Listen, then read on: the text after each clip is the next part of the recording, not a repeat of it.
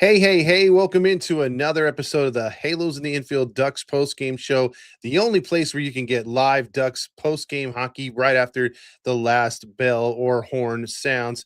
I'm your host, Todd Fox, along with Catella Chronicles' own Dominic Lorenz. How you doing, my friend? What's up? Happy, what is this, Monday? Tuesday? I don't It's even know what day Monday. it is. It is Monday. I don't Yeah. even know what day it is anymore, but welcome on in, and both of us in the house tonight, and maybe if we get lucky on our side of things, maybe somebody else might come along. We'll see what happens. Absolutely, but it's a tough one for your Ducks and our Ducks here tonight as they lose that chance to get a eighth straight victory. But hey, don't fret. I mean, listen, I talked about it last night. Me and Dom talked about it a few nights ago. Dom, you expected what 8 or 9 points would be a great road trip. There's still 3 more games to go, possibly, or there's 3 more games left to go before the end of the trip here, and we're going to be home for 2. But I mean, as far as the last bit of this first half before the winter break, you were hoping to get about 8 to 9 points, and we've already got 6. I mean, we almost had 2 more tonight, sir. You know, it's a wild one that kind of happens tonight, and I feel the Ducks, it's all fine and dandy. We won 7 in a row, and the loss does sting a little bit tonight against a division team and a team that had been above us of late in the standings. But I think 60 points is still totally reachable for this Ducks team. I think the winning streak completely helps. Even with the kind of loss that they had tonight, there was some what I call ineptitudes that were on themselves. Then there were some things you just couldn't combat. A shot by Edmonton that goes off Zellweger's skate that maybe went out of play and hit a net. I know the Ducks questioned it. That could have been a situation that kind of changed the situations in that second period, but that 5 to 7 minute stretch in the second period just kind of tailed this game off in the wrong direction. And the Ducks, who looked to be on the driver's seat, and it felt like a game that was going to be back and forth, kind of slipped away, and they had to play that comeback trail, and just the comeback not enough tonight. Oh yeah, we'll definitely touch in on each period had its own story tonight. I mean, it Yes. literally did. So you had one positive for the Ducks, and then you had actually you had 2 positive periods for the Ducks, but that one bad second period really, like you said, messed things up. We'll talk about because there's some janky goals in this game.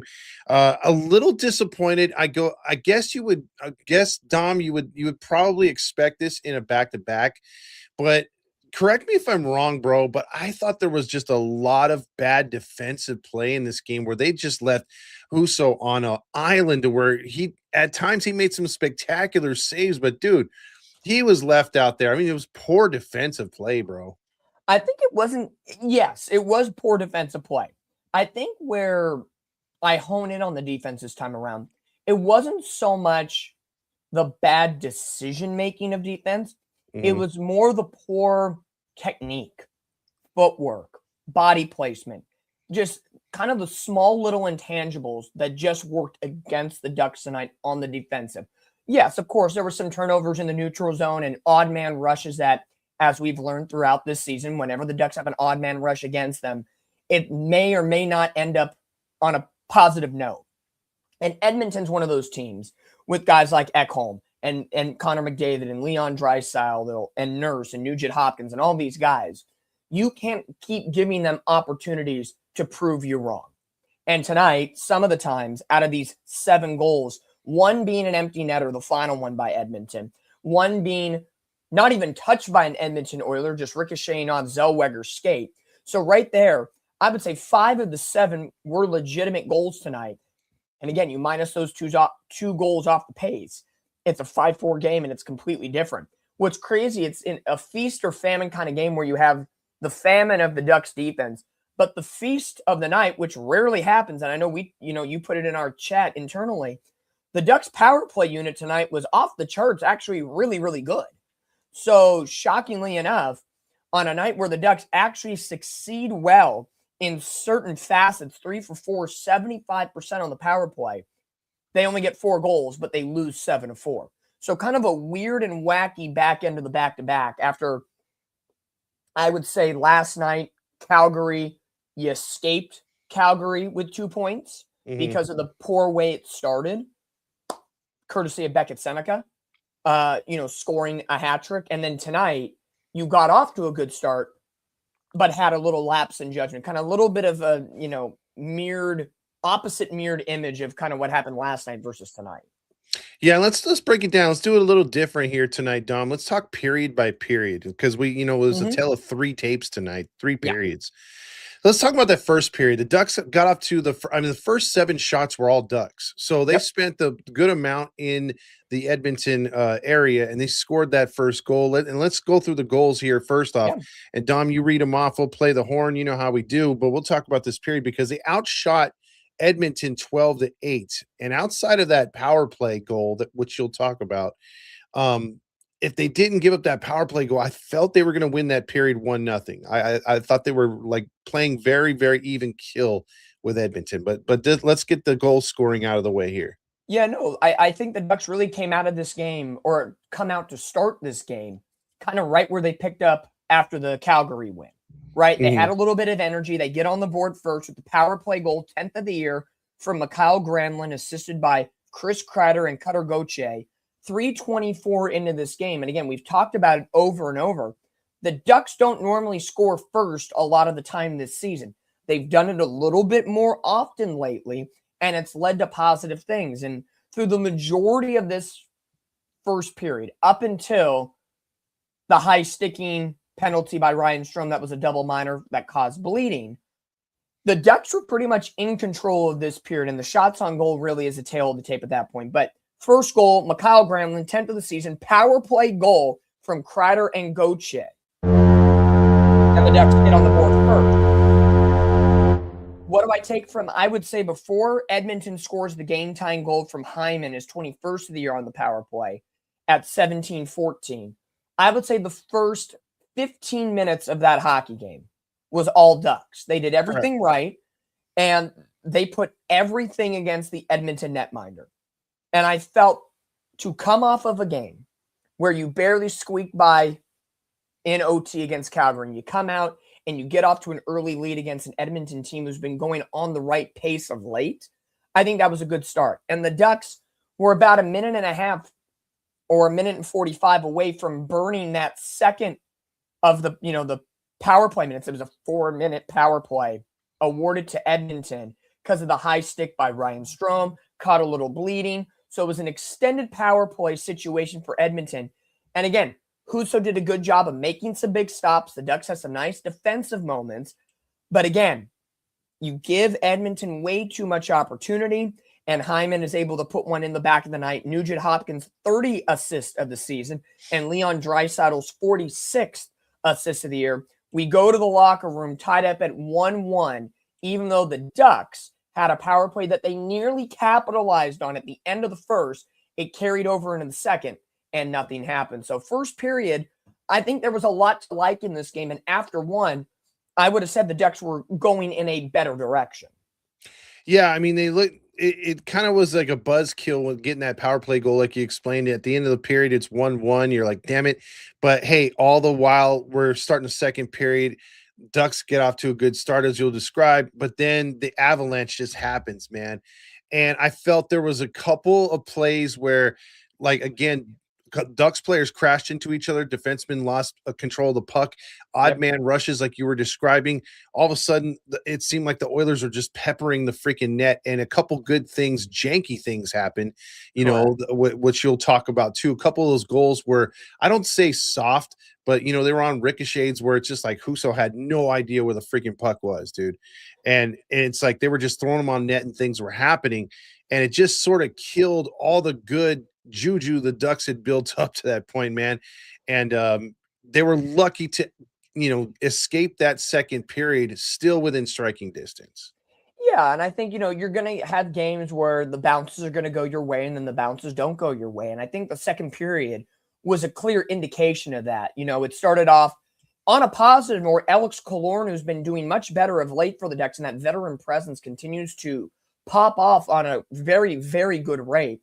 He gets his 6th of the year right in front of the net in the blue paint from Failing, his 15th assist of the year, Jacob Trouba, his 14th. And the Ducks, 55 seconds right after that carried over power play expires, they get on the board 2-1. So you're saying, okay, the one goal from the first period allowed kind of wipes off the board. We're back to a 1-goal lead.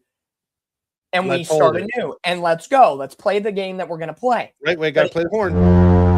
Let's go. Absolutely. No, before Edmonton knotted it up at 2 on the ricochet goal, the goal technically goes to Stancy. It technically should go to Zellweger, but you can't have an own goal. Yeah. I would say the Ducks leading into that start of the second period, and you get that goal and you feed that once again, you're feeding off that energy. You see where the Ducks can thrive in the right spots.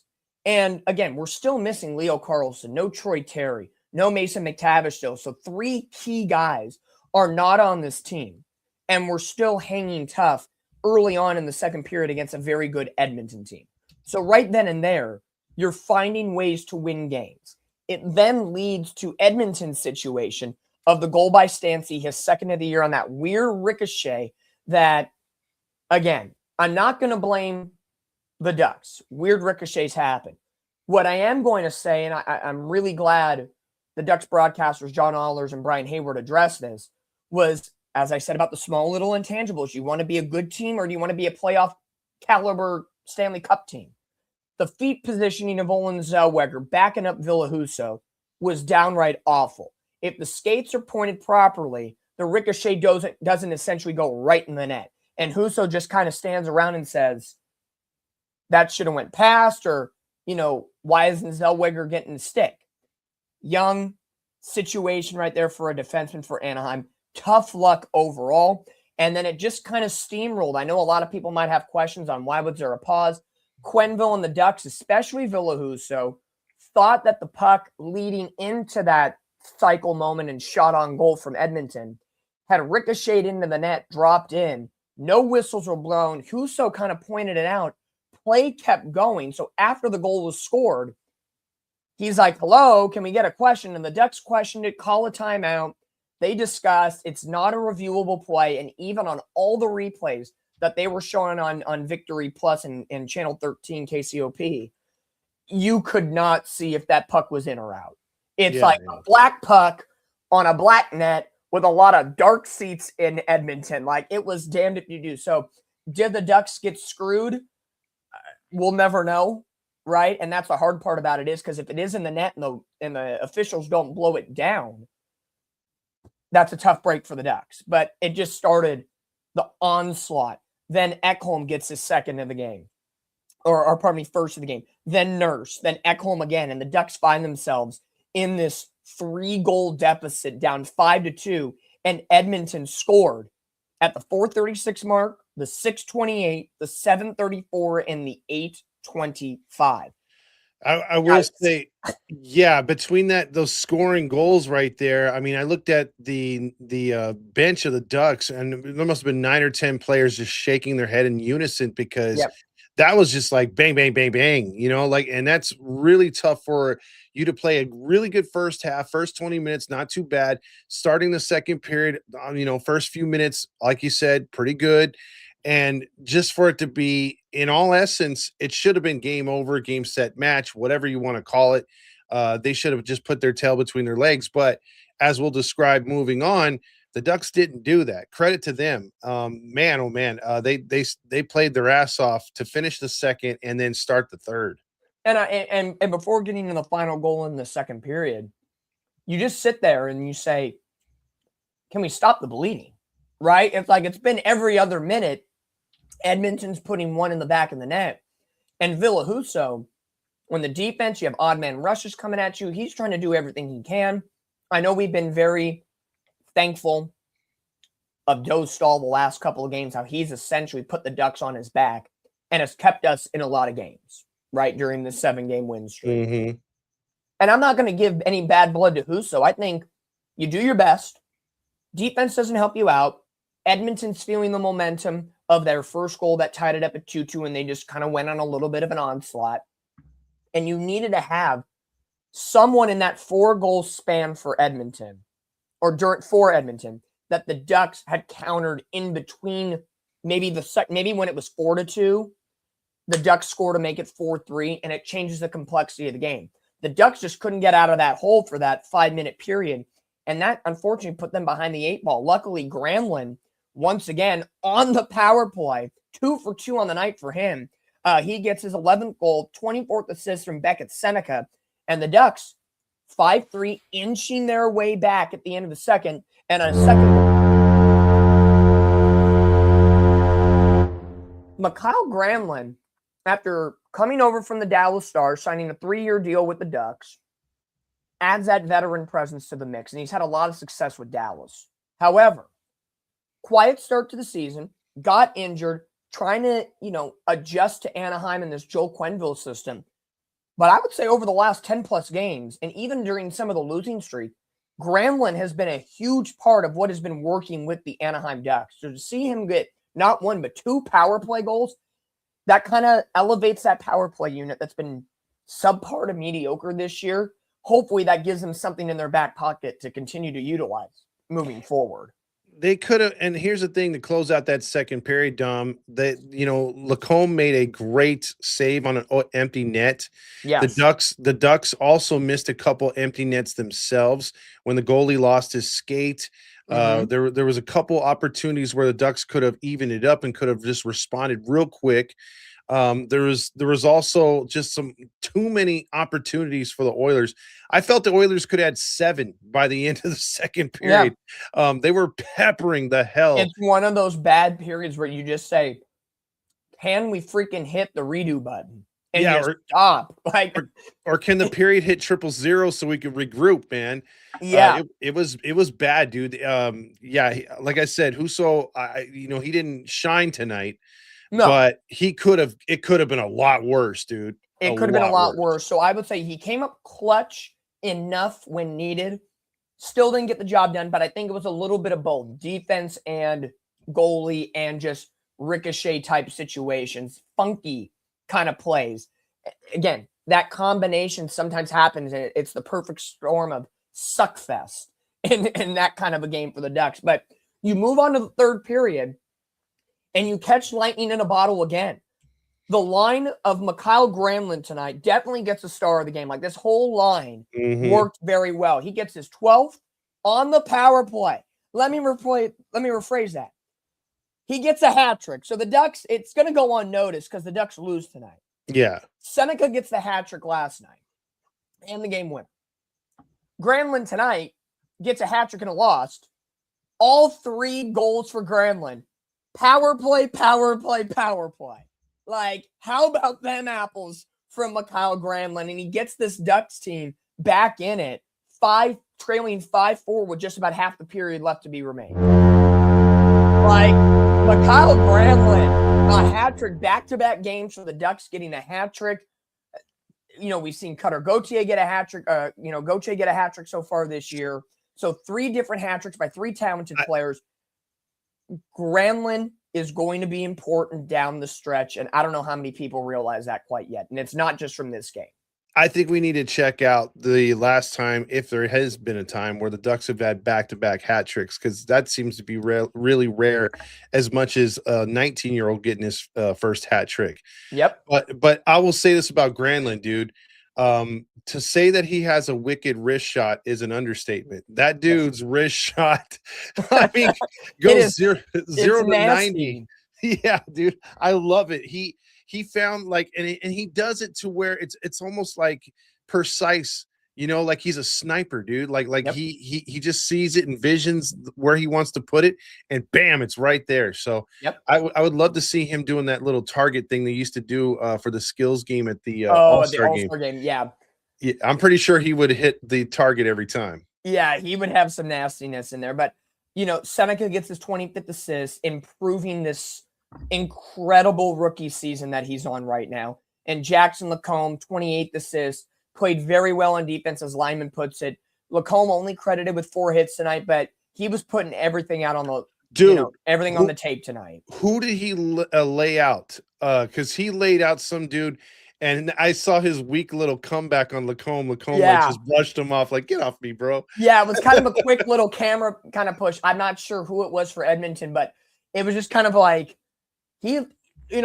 this line, most definitely, I'll say it again, this line was the best line out there tonight.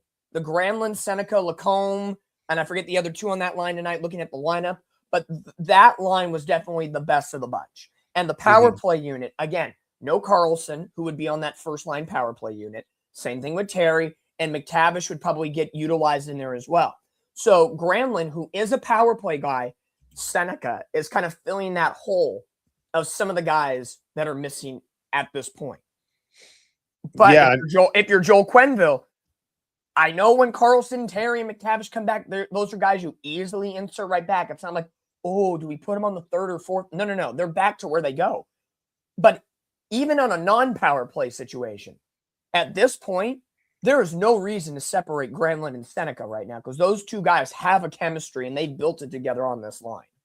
Yeah, the passing's been amazing. And you saw a couple tonight too where it's like Seneca's like fearless, dude. He gets into a spot where he's trying to keep the puck in the zone and he'll go 1-on-2, 1-on-3 and puts it behind their freaking legs or puts it between their legs and gets at least a shot attempt at the goalie with a 1-on-2 or 1-on-3. Or he missed one when he was trying to go like stick side and then backhand. He missed. I felt that was another one he could have put in there. Yeah.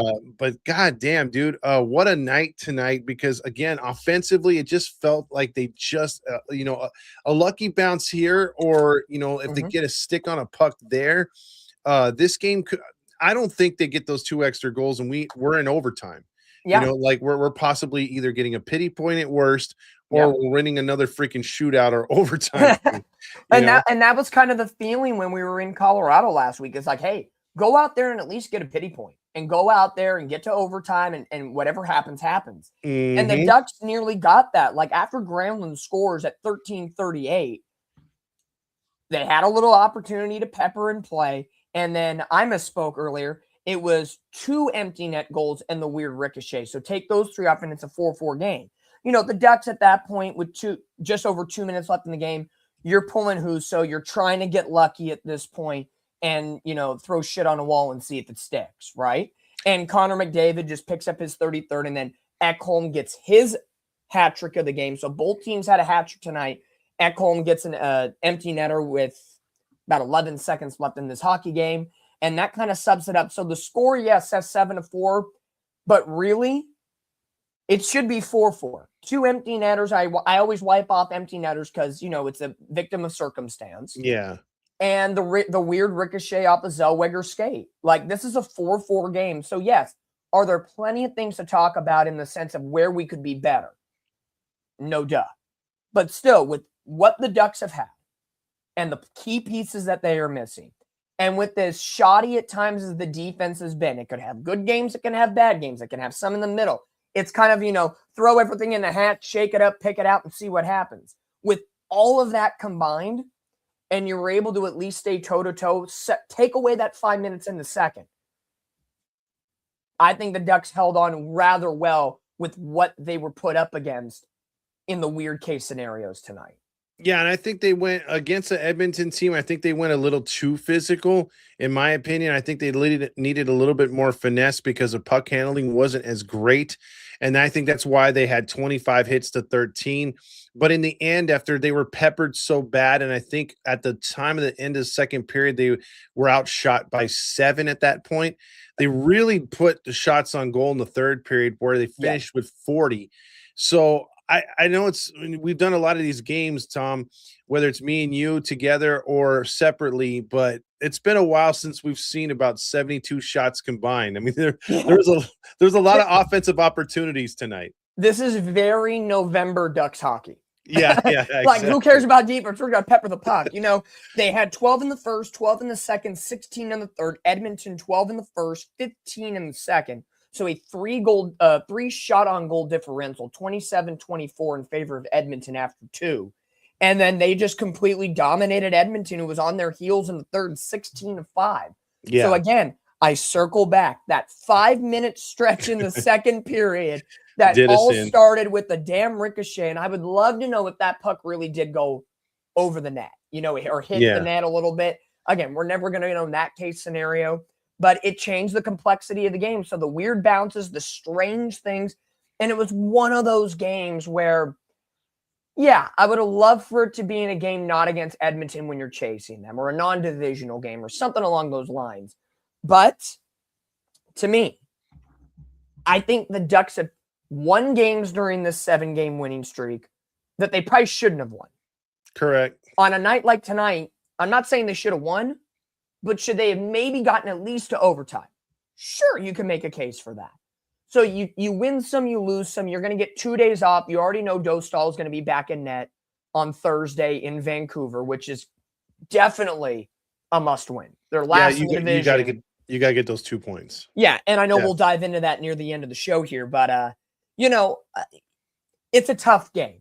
And I'm not completely heartbroken about it. A loss is a loss. There was still a lot to like from this game, a lot to improve upon in this game, but it's just one of those strange, weird games that you just sit there and you say, what if?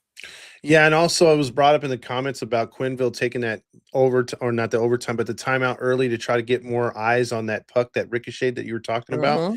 But, I think that, I agree with the comments.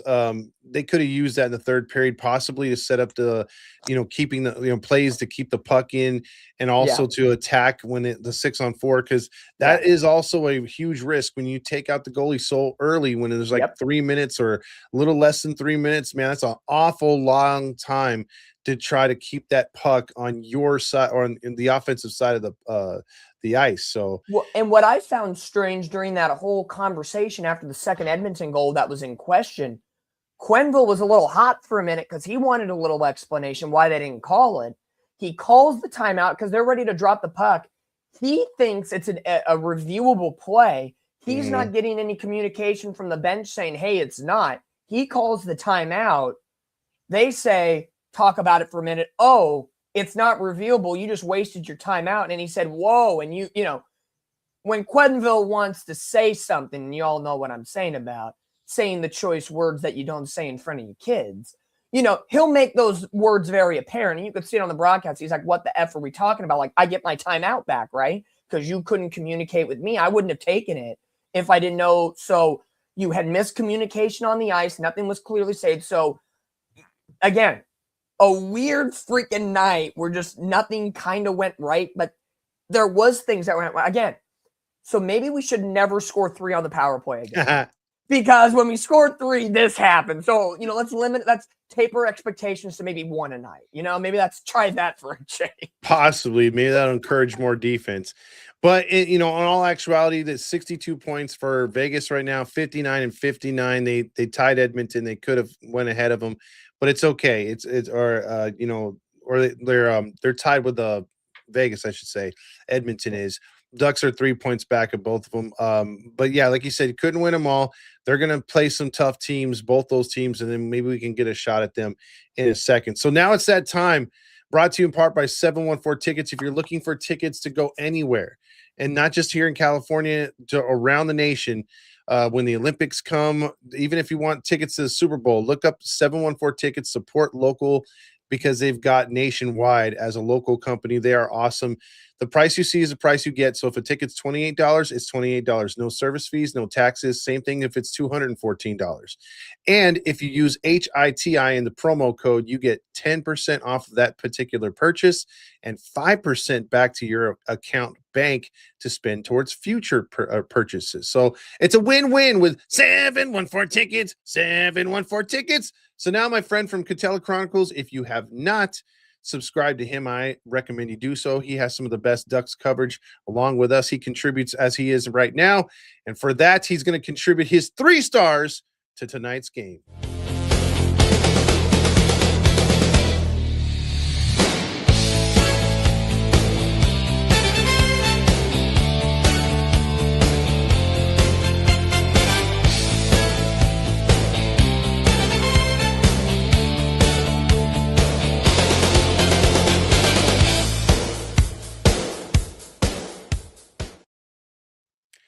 So, Mr. Dominic Lorenz from Catella Chronicles, who are your 3 stars of the game?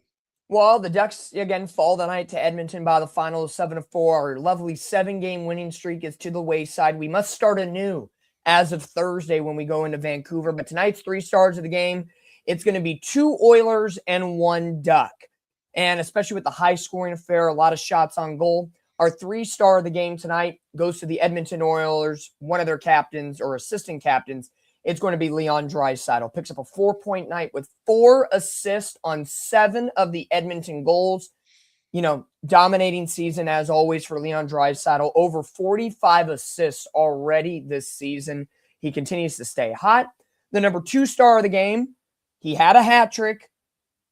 But screw Edmonton. I'm going to put them in the 2 slot here. It's going to be Mattias Ekholm. He gets 3 goals on the night. He nets the empty netter at the very end to really put the nail on the coffin against the Ducks. So Mattias Ekholm gets the number 2 star.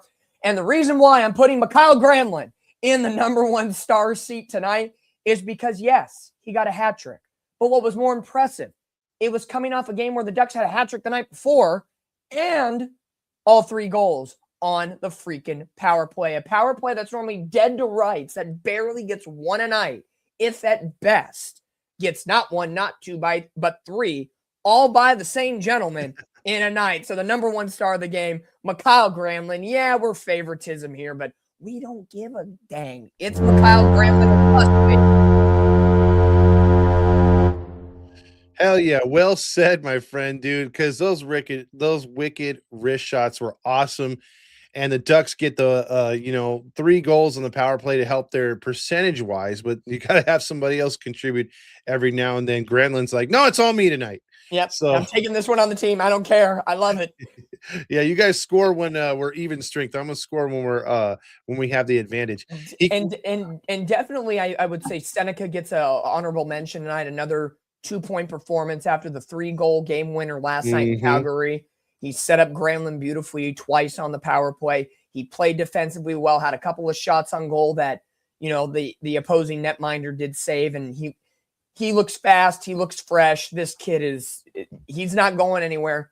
He's worth the price of admission right now.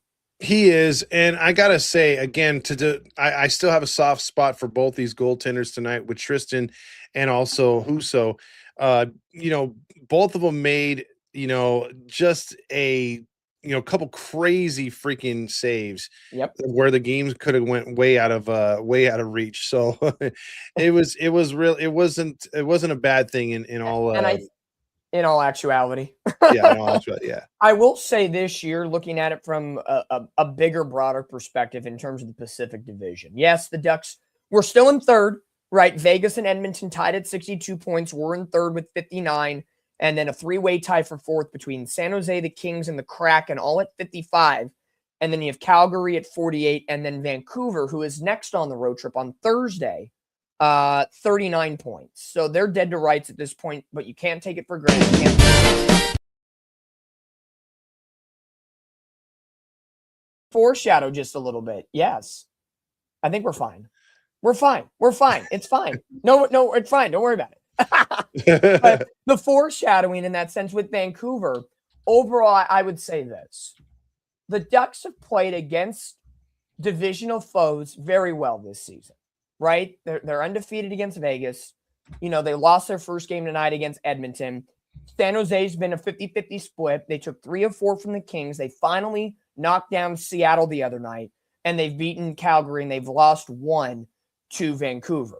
Overall, this is essentially what's keeping the Ducks in this division right now, coming off of that massive losing streak. So games like today, this upcoming game, it's going to be a very change of an emotional breakdown because you went from a high-octane game tonight against a very good team in Edmonton, and you're now going to play Vancouver, who has been just downright scuffling, 17-30-5, a minus 52 goal differential, and they are 1 win in their last 10 games. It's going to feel a little bit different, so hopefully they come out still treating Vancouver like a playoff caliber team and to go right back out there and figure it out. Yeah, and that's going to be big because we're going to need to rack up a couple more wins here because either way, we're going to be feeling the heat in that Pacific Division now. The Golden Knights are going to get a couple more wins here before they finish out their half of the season, and then we're going to have to see the same thing with Edmonton. So we got 2 more games left with Edmonton. That's a good thing. We didn't face them all in the first half. We still got 2 games with them. They just got to show up and show out. Yep. These next 2 games, hopefully at least get a pity point in one and get a victory in the other. Yep. And I could go with the 1-1-1 versus these guys. Sure, I'll take it. Try to draw as even as possible, garner as much, however it shakes down. Who knows? This might be a team if the Ducks, if they finish second and we finish third, guess what? Welcome to the playoffs. It's Ducks and Oilers, and you kind of roll out in that game shape. So you take what you can from these matchups and put it in the back of your mind, bookmark it for the future and see what happens, because the Ducks play Edmonton next, that very first game coming out of the Olympic break on February the 25th at Honda Center. So yes, you don't see them for about a month, but you're going to feel like you have that quick memory because it's only really 3 or 4 games away on the schedule. Exactly. Yeah. So that being said, as we get close here to wrapping up on a Ducks 7-4 unfortunate loss, should be 5-4 if anything, 4-4 tie, whatever. Let's get to the hoser of the game, which is the worst player on the ice.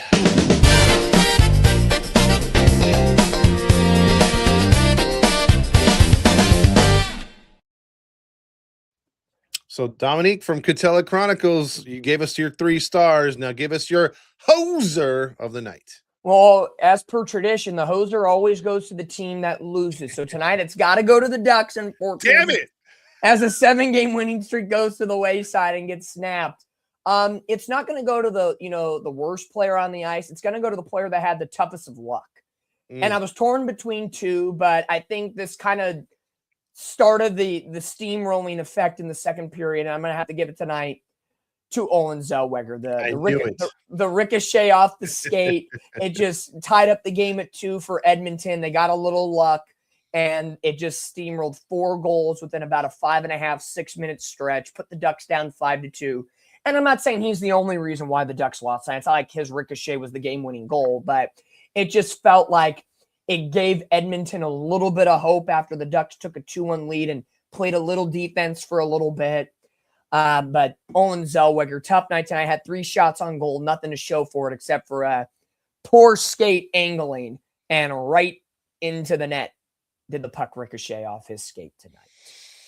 Yeah, tough game tonight, but hey, there's always the next game, and we got to move on. And we're still happy with the 59 points. So let's see what we can get a few more points these last 3 games. I'll ask you this to kind of put a bow on this portion of the conversation, because again, 3 games away from the Olympic break. You got Vancouver Thursday, Sunday at home against Vegas. I'm going to be at that game, and then the 3rd, which is Tuesday, against the Kraken. So again, 3 divisional games. 2 of them, the home games, are going to be competitive in the sense of playoff caliber teams.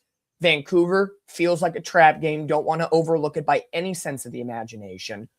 But I said 60 plus points going into the Olympic break feels good. You got 3 games. You need 1 point to get there. I think that's good. I feel now, if I'm going to up the ante a little bit, as if I was doing poker, I would like the Ducks to be in 3rd place or better by that Olympic break. How does that feel about where they could be? Again, we're going on a freeze for 2.5 weeks, and sometimes you got to get your sea legs back, and especially coming out against Edmonton on February the 25th, how important will be finishing off these 3 games strong and staying in 3rd place or above? It's going to be huge. For me, best case scenario would be finishing here 62 or 63 points. If they could finish with 3 or 4 points in these next 3 games, I would take that. Like for me, getting a win again, they're more than capable of beating the Kraken in my mind. I think they underestimated in the first 2 times, so they should beat them, and they should beat Vancouver if they play their game. Golden Knights are sort of like the gravy, but I'm anticipating a loss. So if I have to take a loss, because I paid tickets to go to a game, I get a loss. I see how this works. No, I'm not trying to project it on you. I'm actually trying to put it out there so it doesn't happen. Yeah, the reverse juju. Yes, exactly. Because I would love for them to get a sweep and maybe have 5 out of 6 points. That'd be nice too. But they're very capable of doing that, and unfortunately, they're capable of doing the opposite too. So 1 game at a time, man. Let's take care of Vancouver and see what happens when you go on Sunday. I think, too, with 3 games in mind and how separated they are, I think you're going to get dosed all the next 3 games. Yeah. And nothing against Villahuso. He's come up huge in bigger times so far this season. But I think just the way the schedule is aligned, you already know you're going to get Dostal on Thursday in Vancouver, right? Then he'll get 2 days to rest up and get ready for Vegas. Now, the interesting thing about the whole Vegas situation is typically Peter Mrazek is the guy that the Ducks kind of lean towards against Vegas. They did that in game one early in the season. Then back in November, I believe when we did the watch party at Noble, I don't remember if Dostal was back in or if it was a Villahuso kind of game. I'd have to look back at the breakdown of that one here momentarily. But the way the schedule has broken down legitimately, you're going to get Dostal for 3 games, and I think that's been what has kind of churned the butter for the Ducks in between the pipes of late, if I'm not mistaken. Like, he is your goalie. You gave him the keys to the castle. You know what you're going to get from him, and he's been on a little bit of a positive hot streak of late. Get back in your rhythm, kind of use Thursday against Vancouver as that get-right game mentally for yourself after having today off, and then kind of just get back into that rhythm before the Olympic break. Yeah. That's what you hope for. Yes, and it was a Dostal game in November. He had 29 saves and 32 shots on goal in that 4-3 overtime win. So Dostal does have a little experience here so far this year against Las Vegas. And as I'm just getting a tweet, or this was from earlier today, so in terms of the upcoming game against Vancouver, Vancouver's general manager, Patrick Alvin, announced today that 2 players from Vancouver have hit the IR, which are a very much incorporated part of their offense. So forward Brock Besser and defenseman Z Bainham have been placed on the IR retroactive to yesterday. So they're calling up 2 players from the AHL. So Vancouver's not only last in the division, but they're going to be 2 extra men down on Thursday. Wow, they're getting skinnier on that depth chart. So we'll see if we can take advantage of that, because I'd like to get a nice easy win. Well, we'll see what happens. I would love that. But again, just it's a trap game. Pretend like it's 0-0. Start from scratch. Go out with that hard-fought mentality. They're not going to have Carlson. They're not going to have Terry. I doubt McTavish won't be back until maybe the final 2 home games before the Olympic break. But I think definitely once we get past this Olympic break, by God, if we can get everybody healthy and we actually have a roster, and then Pat Verbeek was talking at the first intermission today, and the rumors are starting to swirl about a lot of things, even though he was playing coy. In a month from now, we got the trade deadline on March 6th. So this is going to be a very interesting time for the Ducks going in and coming out of the Olympic break. Absolutely. So that would wrap this one up here as the Ducks go down 7-4, as we talked about. Tough way to lose to Edmonton, but we have 2 more shots at them, as we described. And as we close out this last 3 games before the Olympic break, we'll have a lot to talk about, possibly, like you said, right now, a trade. And so moving forward after this, I think we're going to do the football show, right, Dom? So probably in about 10 or so minutes. Yeah, we're gonna be on here talking about the AFC and NFC championship games. So stay tuned for that on the HITI Network. For Todd Fox, and if you haven't gone over to Catella Chronicles, he's hit a 1K already.